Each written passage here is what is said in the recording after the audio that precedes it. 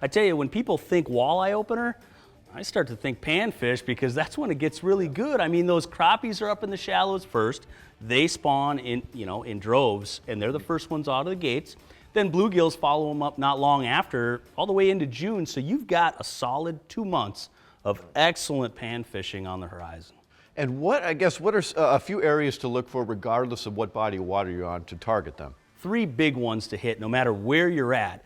First place I look actually is brush for crappies. Brush piles, they love them. They tuck inside, they can roam throughout. The second one, especially on the muddy lakes, you've got lily pad root stems. These rhizome root balls are great places because that can be sometimes the only structure in those lakes.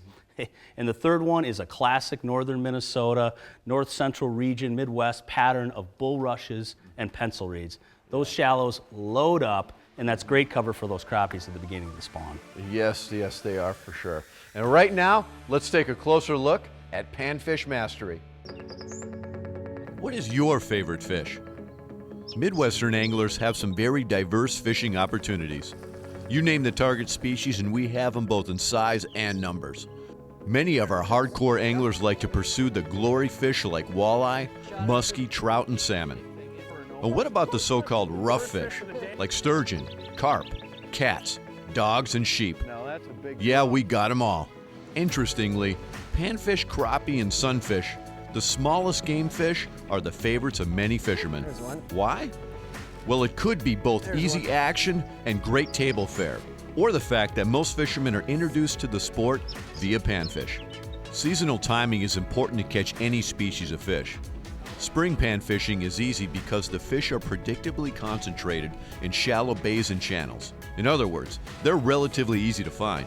With polarized sunglasses, you'll often see schools of panfish in shallow cover, like wood, bulrushes, and lily pad fields. Like all game fish, panfish make dramatic seasonal movements. And to be a true panfish master, you have to be willing to move with them.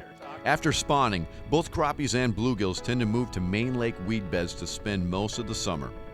This is when good electronics are critical to find and catch panfish. But not too many people target these fish throughout the summer months.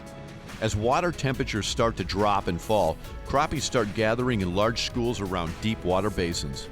Bluegill make similar movements too, but tend to hold on weed edges in the cold water period. In recent years, fisheries managers in many states are now implementing more special regulations and experimenting with size limits and lowering bag limits to maintain quality panfishing. As with all game fish, but especially panfish, selective harvest is the key to maintaining quality fisheries for future generations. When we think about panfish, as opposed to other fish species that are much bigger, we don't necessarily think that they live long, but these panfish bluegills can live a decade and longer.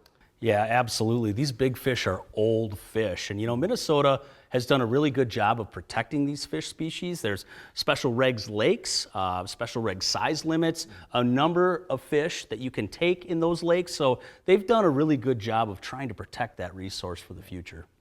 Yeah, and what are a couple things that we can do as anglers to ensure that we have great pan fishing years to come? That's a great question, Troy. And I think first and foremost, it's absolutely all about spreading the love, making sure when you do go to a lake, you don't keep coming back to the same lake again and again and again and beating up on the same population of fish.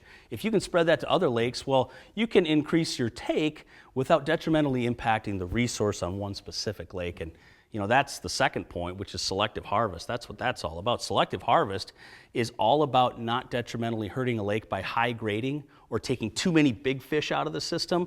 If you let go some of those bigger fish, keep some smaller fish to eat, you're actually going to promote good genetic health of that overall population and lake itself. So the third and final point is, as grandparents, as parents, do a good job with your kids. Do as I say and as I do, right? Make sure to show them the benefits of releasing fish.